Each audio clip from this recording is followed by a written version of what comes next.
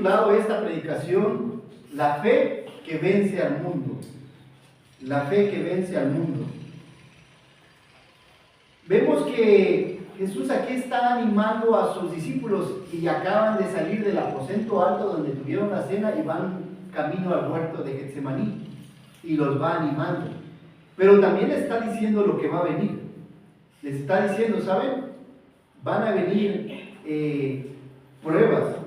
Les estoy diciendo todas esas cosas porque van a haber tropiezos. Los van a expulsar de la sinagoga, que dice, cuando en aquel entonces el creer en Cristo significaba que ya no tenías acceso a las sinagogas, ya no eras judío, te expulsaban de la ciudad de Jerusalén, ya no eras parte de Israel, te quitaban el trabajo, te podían quitar a la familia, porque tu familia pudiera no estar de acuerdo contigo, y te quitaban tu casa y todo lo que habías luchado por ella. Entonces, se hace en realidad, después de que Jesús parte, les está diciendo Jesús lo que va a venir, van a haber persecuciones y te van a quitar todas tus posesiones. Y a lo largo de la iglesia es lo que ha habido. Cuando ha venido la persecución, te han quitado las cosas que anteriormente eran tuyas. Y dice, y va a llegar la hora en que cualquiera que te mate va a pensar que rinde honor a Dios por matarte. O sea, qué tontería. Si Dios dice en Éxodo 20, no mataréis, va a venir el mundo que está tan tocado de la cabeza que piensa que por matarte va a rendir honor a Dios. Y pensarán que sirven a Dios. Y harán esto porque no conocen al Padre ni me conocen a mí. Y les digo estas cosas para que cuando lleguen no se sorprendan. Yo ya les estoy diciendo lo que va a venir. Durante miles de años hemos visto que han habido muchos grupos y personas que han hecho tanta maldad en el mundo en el nombre de Jesús. Pablo mismo, después vemos en Hechos, unos años después, mata a Esteban, ¿se acuerdan? Apedrea a Esteban, está en el consentimiento de la muerte de Esteban, y pensaba que Pablo estaba agradando a Dios. Estaba mal, su doctrina sí, pensaba que agradaba a Dios, y de ahí empezó a perseguir a la iglesia, va y le pide a los principales encargados de la sinagoga en Jerusalén y va a Damasco a atrapar a los demás y a matar. A los apóstoles como Pedro, Andrés y Santiago, hijo de Alfeo, los crucificaron. A Santiago, el hijo de Zebedeo, lo decapitaron como a Pablo. A Tomás lo atravesaron con lanzas. A Marcos lo arrastraron hasta morir en las calles de Alejandría. Y a Santiago, el medio hermano de Jesús, lo apedrearon en el Sanedrín. Felipe también fue muerto, lapidado. Otros, cuya lista incluye a Mateo, Simón el celote, Tadeo, Timoteo y Esteban, murieron por su fe inquebrantable con el Señor. Y la gente que lo mató, que eran algunos judíos y algunos emperadores, creían que rendían culto a Dios a la hora de estarlos matando. Y no es así. Y lo hacían porque ni conocían al Padre, ni conocían a Cristo. La persecución siguieron algunos siglos bajo el dominio de emperadores, llegó hasta el tercer siglo, se arrestó, torturó y asesinó a millones de creyentes fieles, los cuales eran quemados, bañados en aceite y quemados, llevados al circo de Roma y pensaban que rendían honor a Dios. Cuando Constantino hizo su religión universal en el siglo III, los que no se sujetaban a su iglesia los mandaba a matar, y él creía que rendía culto a Dios y estaba equivocado. Después vinieron otras persecuciones y creían que lo hacían en el nombre de Dios. Después viene el tiempo de las cruzadas. La iglesia, que se dice a sí mismo universal, hizo 8 cruzadas para recuperar Ciudad Santa, y fue y mató a millones de musulmanes y los decapitaban, los arrodillaban. Cree en la cruz y si no te quitamos la vida. Y en el nombre de Jesús se hicieron 8 cruzadas y se mataron a millones de personas, mujeres y niños. No nos debería extrañar el día de hoy que los musulmanes maten a los cristianos decapitándoles, porque es algo que el cristianismo ya le hizo a los musulmanes. ¿No crees tú en la cruz? Te decapito. Ahora ellos, ¿tú no crees en Alá? Te decapito. Nada más es lo que siembras, cosechas. Pero todas esas cosas se hacen en el nombre de Dios erróneamente. ¿Está bien? No, no está bien. Está mal. El día de hoy no es la excepción. Existen 50 países donde compartir a Cristo como tu Salvador te puede costar la vida. De los 200 países que hay en el mundo, 50, en 50 de ellos, en una cuarta parte del mundo es peligroso vivir y decir que eres cristiano.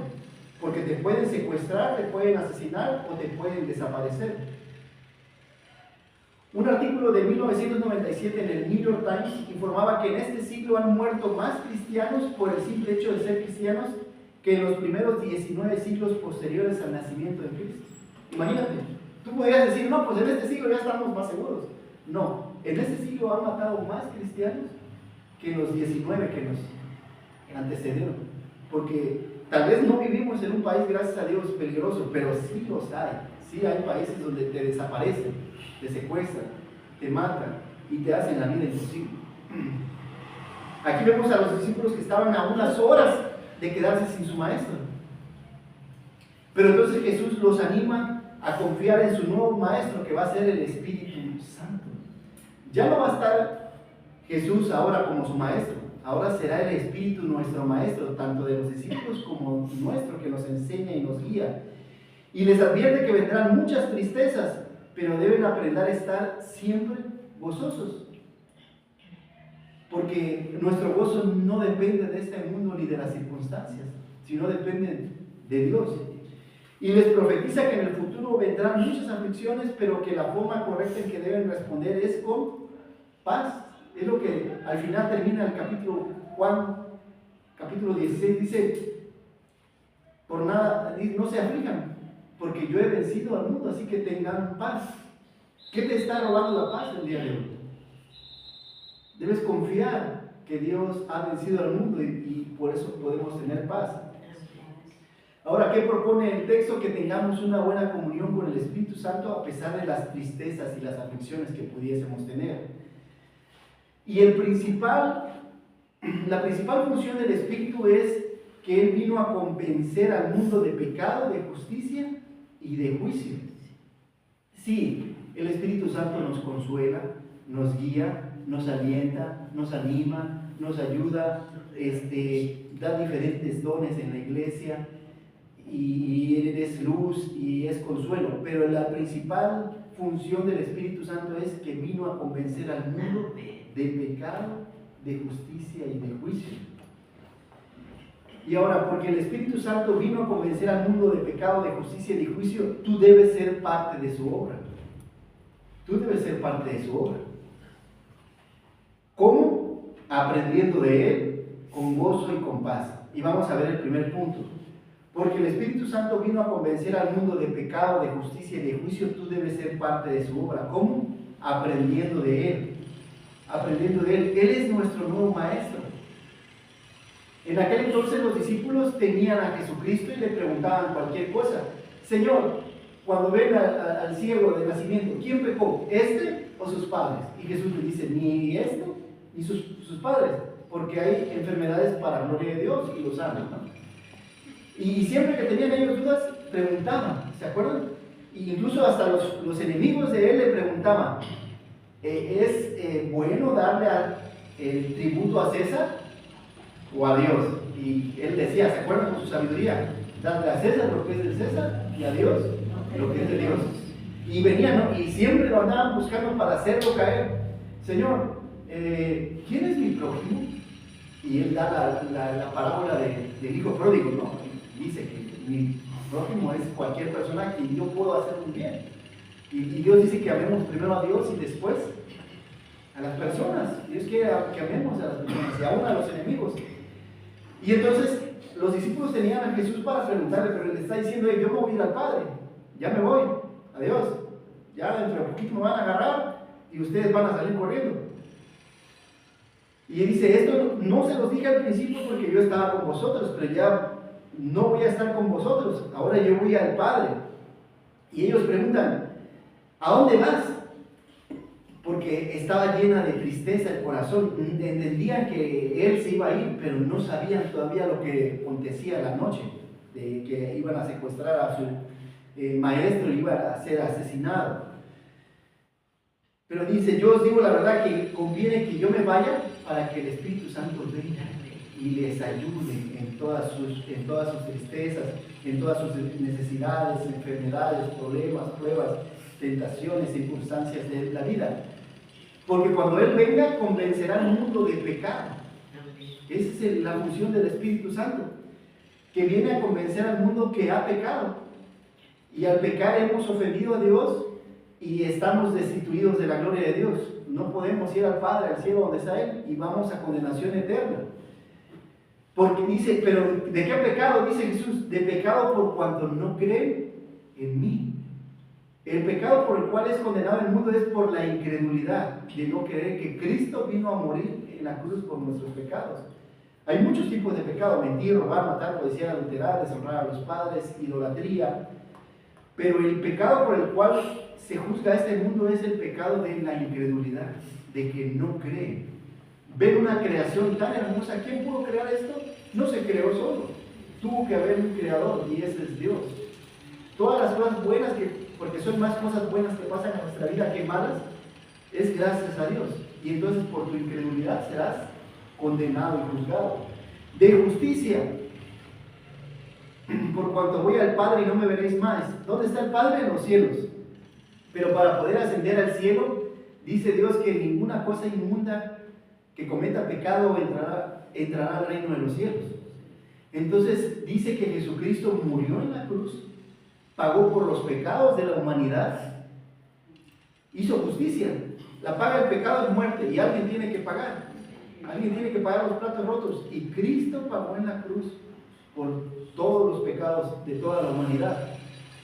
Y ahora dice, pero sin pecado. Cristo no cometió pecado y ahora dice, voy al Padre. Yo vine de los cielos, pero ahora regreso a los cielos, porque yo soy de los cielos.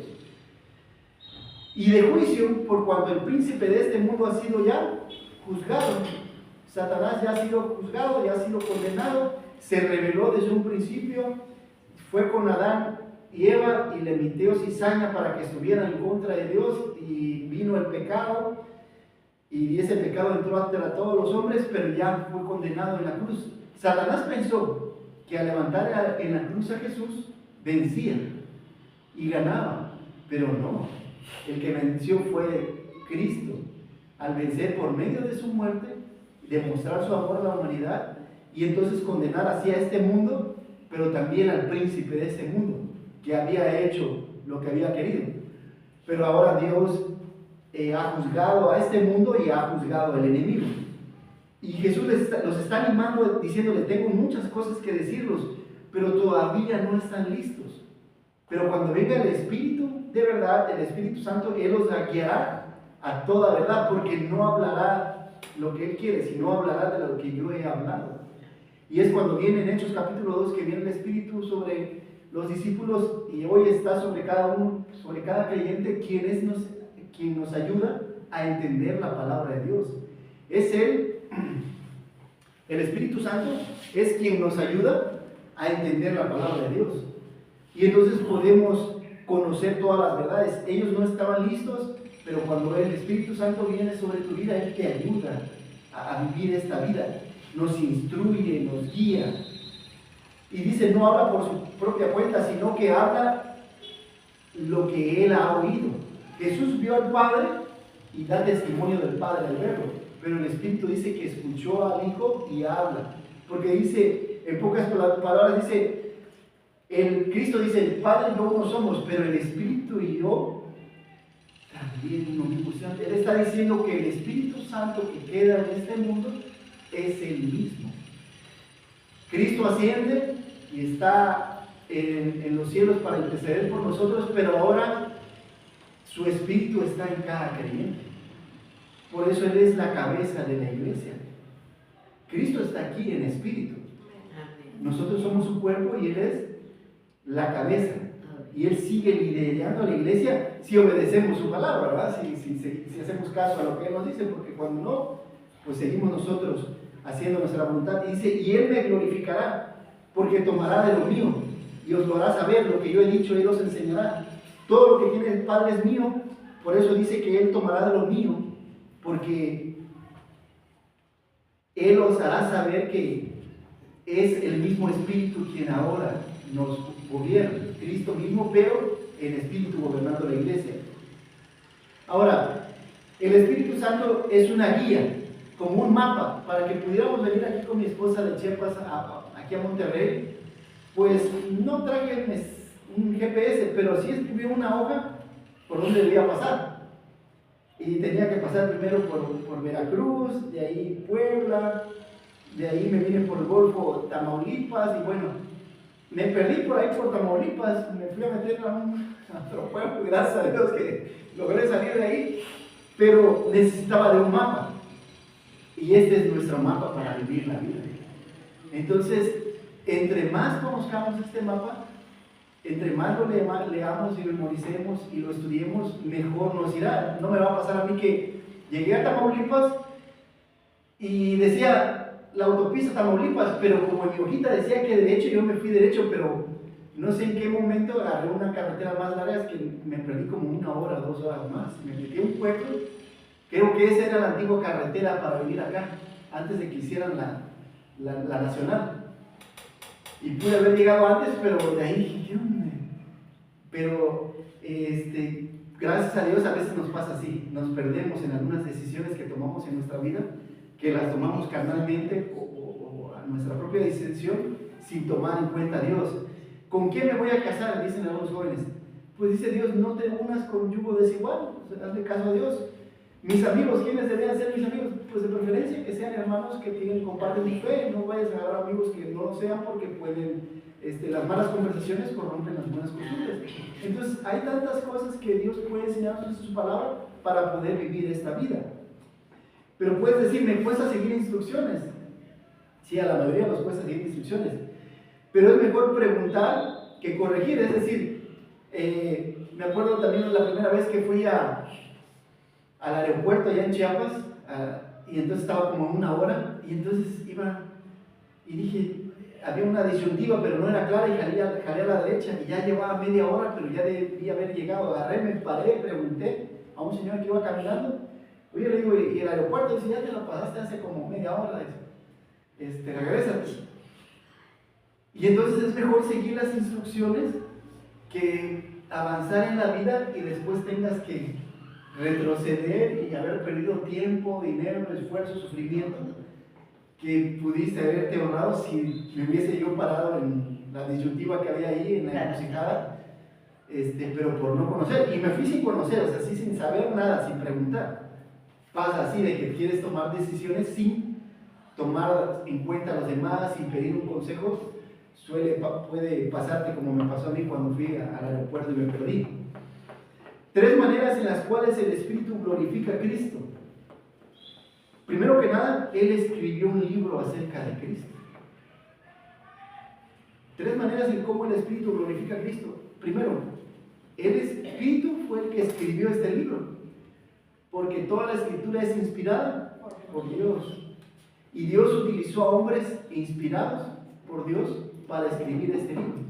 Le llevó 1600 años, utilizó a más de 40 autores de diferentes profesiones: pescadores, carpinteros, reyes, legisladores. Utilizó diferentes tipos de personas para poder escribir este libro. Desde Génesis capítulo 1, en el principio creó Dios los cielos y la tierra estaba desordenada y vacía, y el Espíritu de Dios se movía sobre la faz de la misma.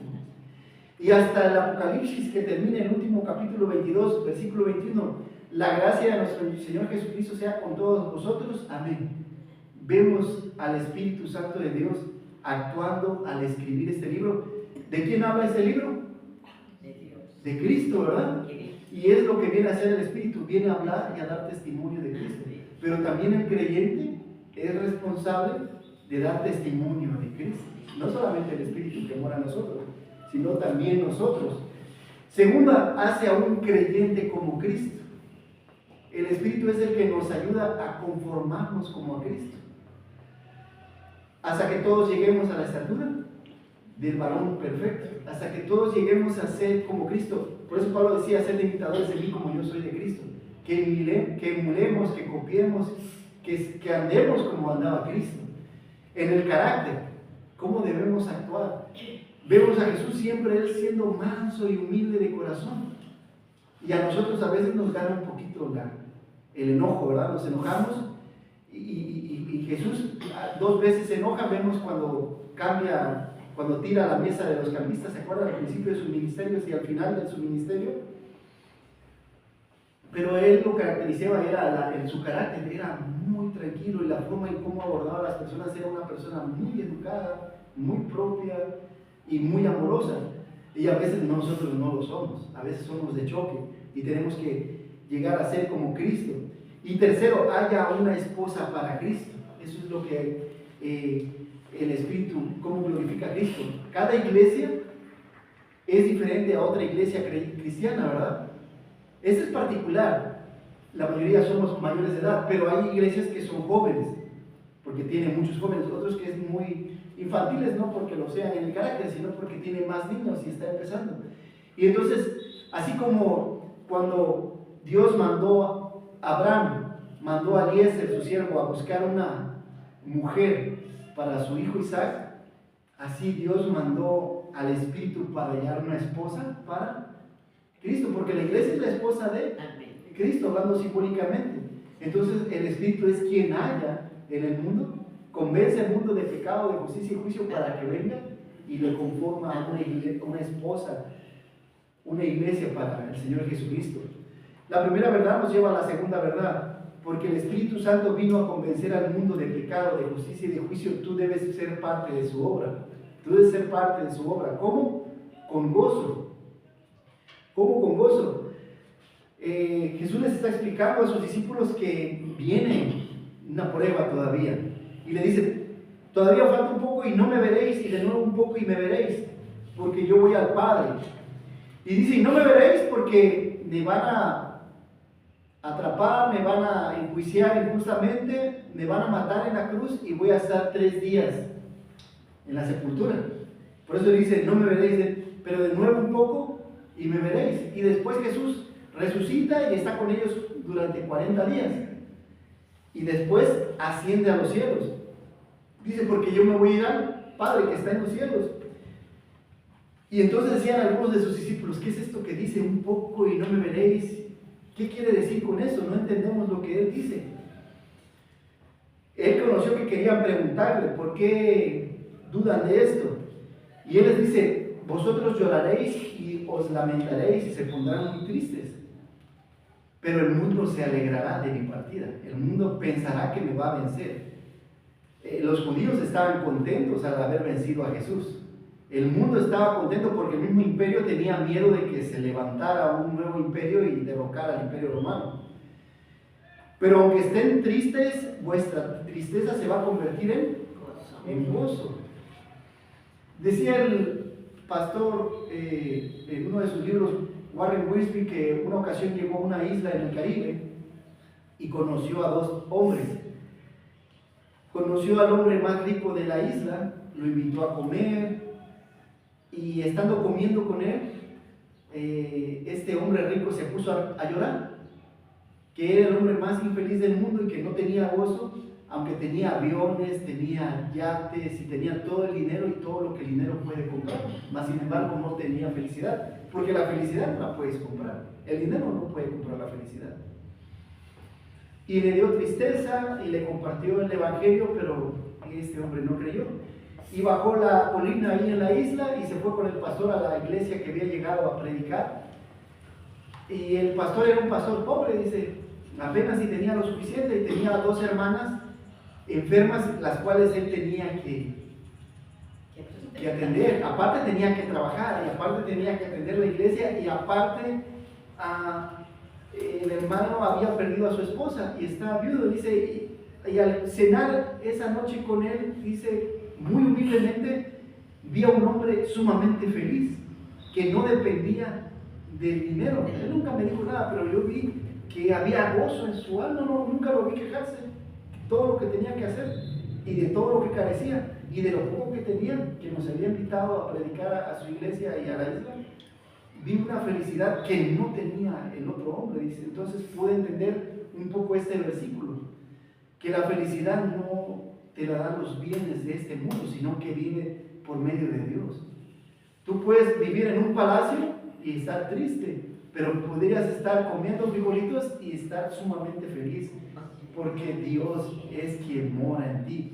Entonces podemos aprender de este hombre. También aquí Jesús les da un ejemplo sobre la mujer cuando da luz. Ustedes, hermanas, que han dado a luz algunos hijos, dicen que ese dolor es uno de los dolores más feos que hay en el mundo, ¿verdad? No, yo creo que el hombre no lo ha sentido. Pero que cuando se logra tener el bebé, se olvida uno del dolor que tuvo un día, 2 días, por el gozo. El gozo es mayor de tener al bebé ya en tus manos y haber padecido el sufrimiento. Y es lo que le está diciendo Jesús a sus discípulos: ustedes van a sufrir. Y nos está diciendo a nosotros: mientras estemos en este mundo, esperemos sufrimiento. No esperen que todo sea como el nacimiento del bebé. Va a haber tiempo de parto, van a haber tiempos de persecución, van a haber tiempos que van a haber problemas en el matrimonio, en la crianza de los hijos, van a haber problemas económicos, van a haber problemas en la iglesia, tendremos problemas en el país. Pero dice: confía, que tu gozo no dependa de las circunstancias de este mundo, sino que tu gozo y alegría vengan de Dios, porque Él te da una fuente inagotable de felicidad que no te puede dar el mundo, y el mundo no te lo puede quitar, porque no te lo da el mundo. O sea, no depende de que si pasaron los Tigres a la final o no, ayer si fueron eliminados, no sé cómo les haya ido, ¿va? O no, ando desconectado un poquito de eso, pero depende de Dios. Tu felicidad no depende de las cosas materiales, ni de las cosas, no es externo, es interno. ¿Qué cosas te causan tristeza el día de hoy? Tal vez no venga tu pareja, tal vez no vengan tus hijos, tus nietos. Quisiéramos que las personas que amamos y queremos que estuvieran, ¿verdad? Se congregaran en una iglesia. Y a veces eso puede causarnos tristeza, pero lo pongamos en las manos de Dios. No permitamos que esa tristeza nos gane. Y por eso Jesús le dice a sus discípulos: los volveré a ver y se gozará su corazón, y nadie os quitará el gozo. Nadie les podrá quitar el gozo. Aunque me van a quitar un tiempo, me van a crucificar y voy a ascender a los cielos, yo estaré en medio de vosotros. Es lo que le está diciendo Jesús. Así que no hay nada que debería quitarnos la felicidad que Dios nos da. Y entonces los anima: como ya no voy a estar con ustedes, y antes cualquier cosa que necesitaban, si hacía falta comida, me lo pedían, si hacía falta paz en medio de la tormenta, me la pedían. Por eso Jesús le dice ahora: todo lo que pidas al Padre en mi nombre, os será dado. Porque hasta ahora dice: nada habéis pedido en mi nombre, pedid y recibiréis, para que vuestro gozo sea cumplido. ¿Qué te hace falta? Y lo que te haga falta, pídeselo a Dios. Y Él te va a decir sí, no o espera. Él te lo puede dar. Y te ha pasado que oras y inmediatamente Dios contesta la oración. O a veces tarda algunos días. Por eso los miércoles, cuando venimos a oración, ahorita la hermana Lolita nos estaba compartiendo que Carlitos ya tiene trabajo. Es una de las cosas que pedimos. Pero también cuando vengamos a Dios en oración, le digamos: Señor, gracias, porque tú escuchas nuestra oración. Incluso tal vez sería bueno tener hasta una bitácora y anotar las peticiones y cuando Dios la contesta, para que tengamos memoria, porque muchas veces pedimos y se nos olvida. En Chiapas tengo una bitácora donde fui anotando esas cosas y Dios contesta. O sea, a veces lleva tiempo y le ponía fecha y Dios va contestando, y me sorprendió, porque pues uno se le olvida, uno pide del diario y se te olvida todo lo que has pedido. Y a veces pasan años de algo que pediste y Dios te lo concede. No sé cómo haya ido ya con la pensión, pero ya nos platicará la hermana ahorita si ya o no. Y entonces tenemos que tener memoria, y entonces tenemos que pedir. Pero a veces pasa que nos cuesta pedir porque pedimos y no recibimos porque pedimos mal, como dice Santiago capítulo 4, para gastar en nuestros deleites. A veces estamos pidiendo, pero para nuestra carne, dice, no nos hemos saturado lo suficiente de la palabra de Dios. Y cuando Dios está en ti y su palabra, estás buscando cosas para su reino, para su gloria. Ya no es tanto, Señor, ya lo que yo necesito. Por eso dice, busca primeramente el reino de Dios y su justicia, y todas las cosas vendrán. Pues tú, cuando estás buscando buscando a Dios y haciendo su voluntad, tú sabes que todo lo que te hace falta, no te va a hacer falta nada, al contrario, te va a sobrar para poder compartir con los demás. Pero la regla entonces, busca primero el reino de Dios y su justicia, y todo lo demás, todas las cosas que te preocupan, alimento, vestido y todo lo que te puede llegar a gustar, aún Dios, el chocolatito que te puede llegar a gustar, cualquier deseo de tu corazón, Dios lo cumple, pero estás tú, tu corazón y tu mente están buscando su reino. Juan nos enseña, no tengo yo mayor gozo que este, que oír que mis hijos anden en la verdad. ¿Cómo podemos gozarnos? Andando en la verdad. Y esta es la verdad, Jesucristo es la verdad. Cuando vamos a ver el siguiente capítulo, cuando Pilato le pregunta a Jesús, ¿qué es la verdad? Y Cristo es la verdad. Muchos piensan que la verdad es pero bueno, ya será para el siguiente capítulo. Lucas nos recuerda que hay gozo delante de los ángeles de Dios por un pecador que se arrepiente. Cada vez que tú le compartes a Cristo a una persona, hay gozo en los cielos. ¿Cómo podemos glorificar y vivir ese gozo? Compartiendo a Cristo en la cruz. Pablo nos anima a confiar en los frutos del Espíritu: amor, gozo. Es algo que el Espíritu nos da, ¿no? El estar siempre gozosos. Pedro nos anima: a quien amáis sin haberle visto, a Cristo, en quien creyendo, aunque ahora no lo veáis, os alegráis con gozo inefable y glorioso. O sea, no podemos explicar ese gozo, pero como tenemos la salvación en Cristo, podemos estar gozosos, siempre gozosos. Mateo nos da esperanza en el gozo eterno. Bien, buen siervo y fiel, nos va a decir Dios algún día. Sobre poco has sido fiel, sobre mucho te pondré. Entra en el gozo de tu Señor. Disfruta de todo lo que he preparado para un siervo fiel como tú. O esperamos que no seas infiel, ¿verdad? Pero esperamos que puedas entender así. Hebreos, el autor desconocido de Hebreos nos dice: es verdad que ninguna disciplina al parecer parece ser causa de gozo. ¿A quién le gusta que lo discipline Dios? A nadie.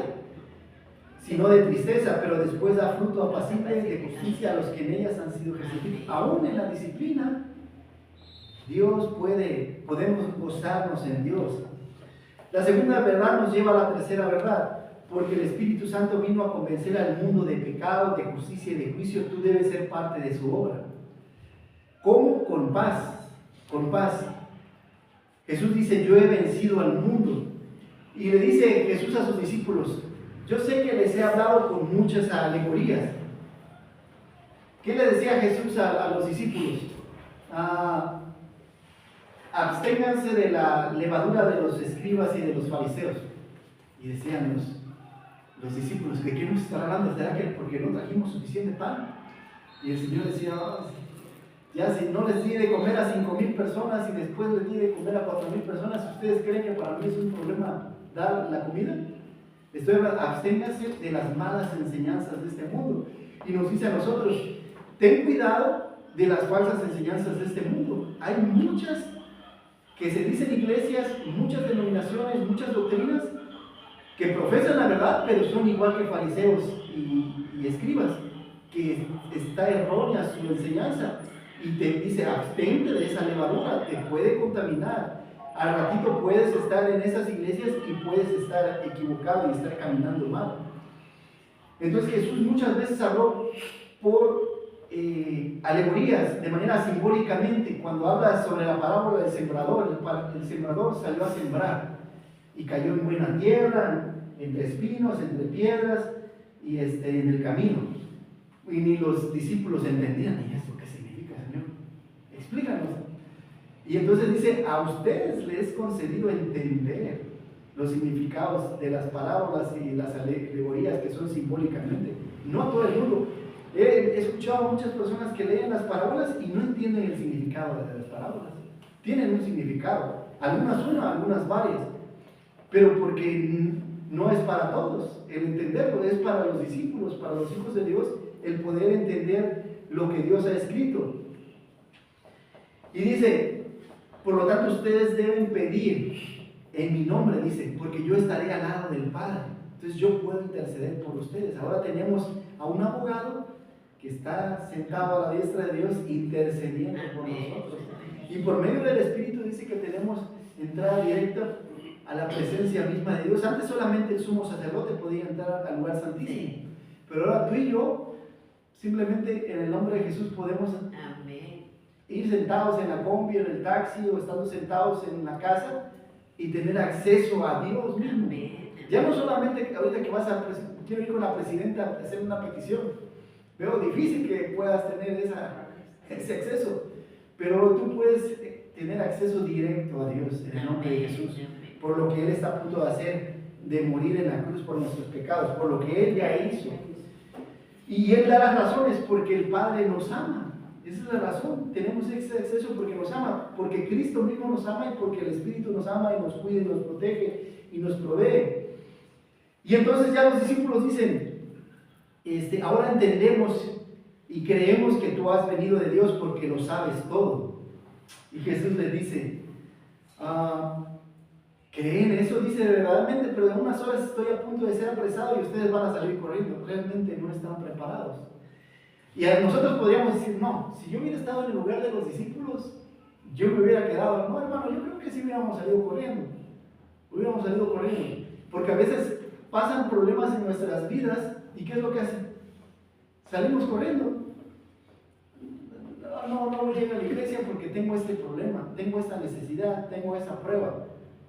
Y la iglesia puede esperar. Y es una forma de salir corriendo, de huir de las cosas de Dios.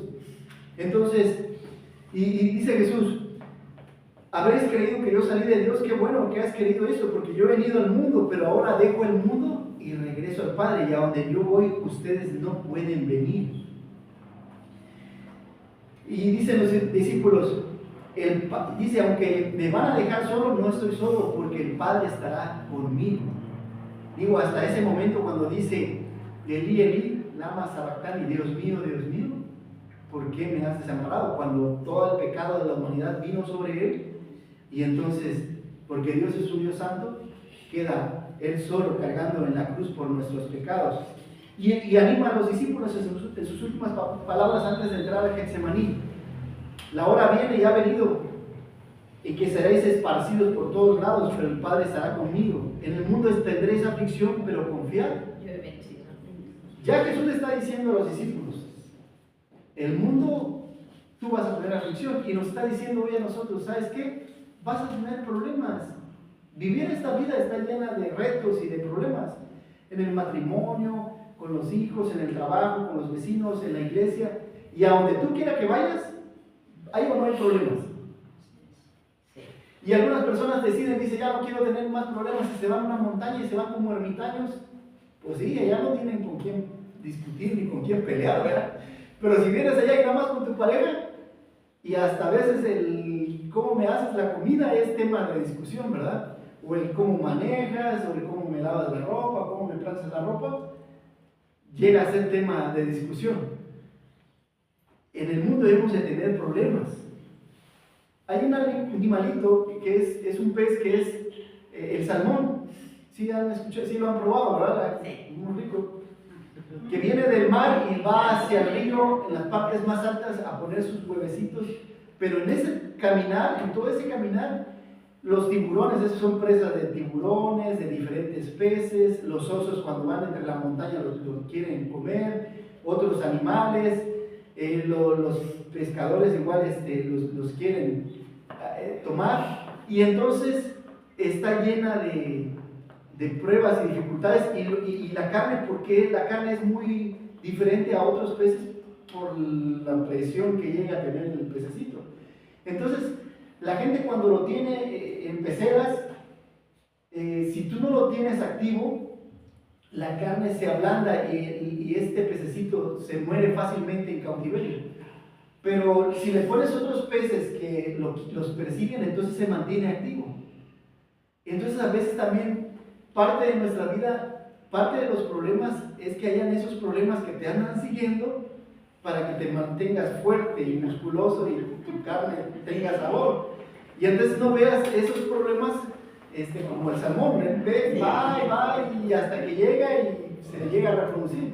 Entonces los problemas son así, gente o personas que quieren atraparte, que quieren hacerte daño, no lo veas como algo malo, sino algo que te fortalece, que desarrolla tu carácter. Esa misma aflicción, esa misma tristeza, esas mismas pruebas son parte de tu crecimiento. Puedes decir, me cuesta estar en paz. Recuerda las palabras de Jesús, en el mundo tendréis aflicción, pero confiad, yo he vencido al mundo. Y nos dice que tenemos tres cosas: amor, fe y esperanza. Amor porque Dios nos ama, con amor infinito de amado. Y la fe, que es la que, más el justo por la fe, vivirá. La fe, la forma en que nosotros desarrollamos el carácter es por medio de la fe. Y entonces, ¿cómo viene la fe? Por el oír, y el oír la palabra de Dios, pero no solamente siendo oidores olvidaderos, sino siendo hacedores de la palabra. Tenemos que poner en práctica lo que este libro nos menciona. Y entonces tenemos esperanza, dice, para que el Espíritu es el que nos va a venir y nos va a enseñar todas las cosas que Jesús enseñó en ese momento y las cosas que vienen todavía. Por eso está el libro de Apocalipsis.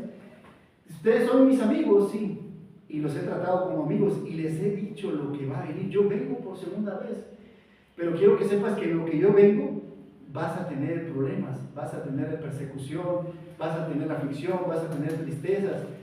El matrimonio ciertamente es muy hermoso, pero sí o no tiene a veces momentos difíciles, momentos amargos. En su mayoría es una miel sobre hojuelas, o es como un hot cake bañado en miel y mermelada. Pero a veces te toca un poquito de limón, o te toca un poquito de eso. Entonces saber sobrellevar, ¿no? Saber sobrellevar esos días difíciles, esos momentos difíciles, y confiar que tenemos a Cristo. Dice, confía, yo he vencido al mundo, confía en que yo vencí la muerte, vencí el pecado, vencí a Satanás, he vencido al mundo. Así que cualquier problema, cualquier cosa que te agobie, Dios está con nosotros. Y podemos pedir entonces, ahora sí, podemos agarrar nuestra hoja y empezar como, pues no a Santa Claus, ¿verdad? Porque es algo fantasioso, pero sí tenemos a nuestro Dios que nos concede las peticiones de nuestro corazón. Y entonces podemos tener esa paz que el mundo no nos da. ¿Qué dice el libro de Romanos? Que Dios nos justificó mediante Jesús y por eso tenemos paz para con Dios. Ya no somos enemigos de Dios, somos amigos de Dios. Y entonces ya Dios no piensa juzgarnos o traernos a juicio por el pecado, porque ya lo hizo en Cristo. Entonces, como hizo David, bendito el hombre y de mucha paz el hombre que no se le señala o no se le acusa al hombre por sus pecados. Y nosotros somos esos hombres, porque Dios ya no va a acusarnos de más pecados porque los castigó y lo condenó en la cruz. Pero ahora sí tenemos que ser parte de la obra que Dios está haciendo por medio del Espíritu Santo. Entonces, recapitulando, porque el Espíritu Santo vino a convencer al mundo de pecado, de justicia y de juicio, tú debes ser parte de su obra. Primero que nada, ¿cómo? Primero, aprendiendo de Él. Porque el Espíritu Santo vino a convencer al mundo de pecado, de justicia y de juicio, tú debes ser parte de su obra. ¿Cómo? Con gozo. Porque el Espíritu Santo vino a convencer al mundo de pecado, de justicia y de juicio, tú debes ser parte de su obra. ¿Cómo? Con paz. Cualquier cosa que quiera robarte la paz, ¿qué te está robando la paz el día de hoy? Pudiera ser la salud, pero confía que Dios tiene el control de la salud. Pudiera ser una necesidad económica, pero confía, Dios ha provisto durante toda tu vida. ¿Qué te está robando la paz? Pudiera ser algún familiar. Entonces confiemos en que Dios nos da gozo, paz y nos ayuda a aprender de Él. Vamos a ponernos de pie y vamos a entonar el siguiente canto.